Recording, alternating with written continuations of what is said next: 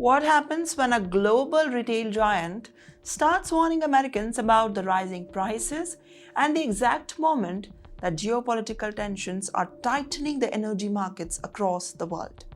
And most importantly, it is not just the inflation taking over, or maybe it is a ripple effect or a decision and conflict far beyond the US borders.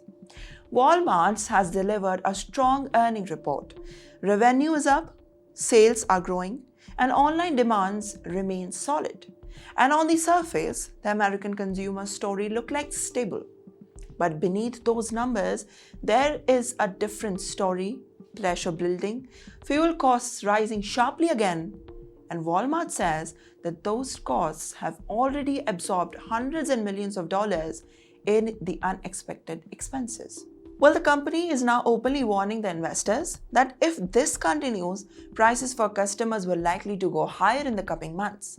However, this is where the story expands far beyond the retail, because the global oil markets are once again reacting to the instability in the Middle East, and now including the heightened Iran-Israel tension and the border uncertainty around the energy supply routes. And that is what changes everything. Oil is not just a commodity, it is foundation of transportation, logistics, food supply chains. With that, retail pricing as well.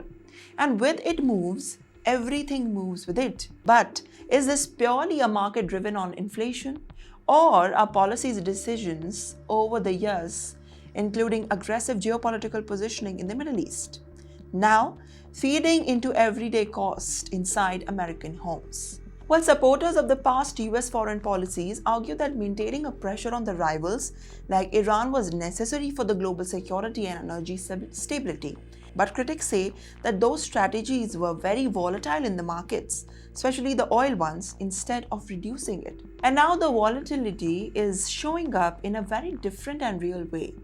At the checkout counters, Walmart CFO says higher fuel prices already shaping the pricing decisions across its supply chains.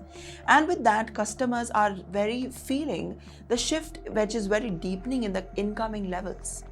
Now, higher income households are still spending, but the lower income families are cutting back, buying lesser fuels, and now adjusting daily consumption habits.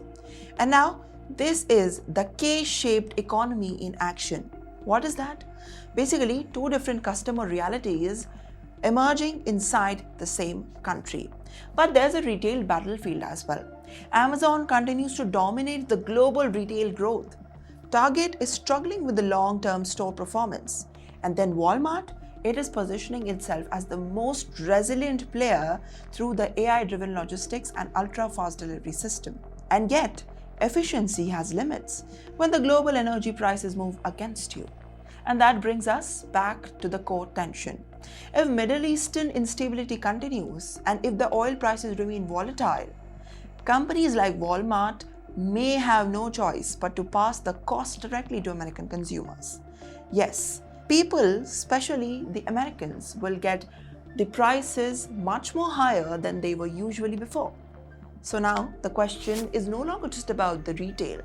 It is also about how the global conflict, the energy policy, and economic pressure, and maybe Trump's decisions are converging into a simple outcome: the higher prices for everyday life in the US. Well, how much of this inflation is temporary? And how much is becoming the new normal for the American consumers? Make sure to comment down below, because right now, the answers are still unfolding.